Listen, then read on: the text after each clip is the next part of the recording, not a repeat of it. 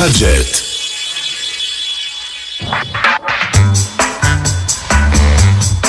Et nous retrouvons le billet d'humeur de Philou. Oui, qui n'est pas sous la pluie, lui.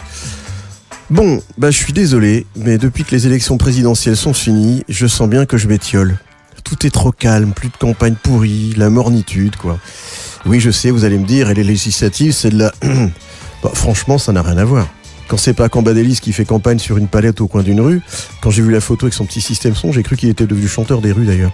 C'est les Républicains qui se fritent à huis clos entre ceux qui soutiennent En Marche, ceux qui les traitent de traîtres, ceux qui n'en disent pas plus mais qui n'en pensent pas moins.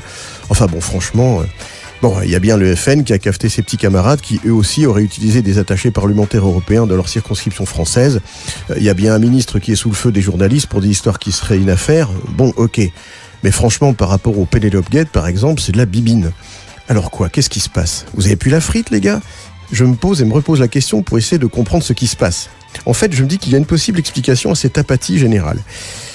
Il y a un tiers à peu près des sortants qui ne se représentent pas, ce qui veut dire qu'il y a pléthore de petits nouveaux qui arrivent et qui n'y connaissent rien en matière de coups tordus, de circonscriptions à garder, de carrière à poursuivre. Non, eux ou elles sont tout frais pondus du jour. Ils n'ont pas eu le temps de se mettre au diapason, d'apprendre à rester en place, puisque la dite place, ils ne l'ont pas encore. Et vu le nombre moyen de candidats et candidates par circonscription, il va y avoir du déchet. Bref. 2, il y a la loi de on n'a tellement pas l'habitude de prononcer ce nom et de l'entendre que j'ai du mal à le dire moi-même. Il y a la loi de moralisation, je vais y arriver, c'est ça, de la politique. Merci Valentin. Et ça, je vais parler comme les vieux politiques, c'est ce que veulent les Français. Ils en ont ras-le-bol des affaires, des parlementaires qui s'en mettent plein les fouilles, eux et leurs familles. Ils en ont ras-le-bol des campagnes qui puent les égouts, d'autant plus que c'est eux qui, au final, paient les frais, au propre, si je puis dire, comme au figuré, des traitements de ces déchets. Alors oui, c'est peut-être ça aussi qui fait qu'une nouvelle génération d'élus est en train de voir le jour. Bon, il restera encore bien quelques vieux machins qui ont réussi à s'accrocher à leur circonscription, comme une moule à son rocher, des partis investissant des candidates dans des circonscriptions ingagnables, mais bon, ils respectent la parité, non ?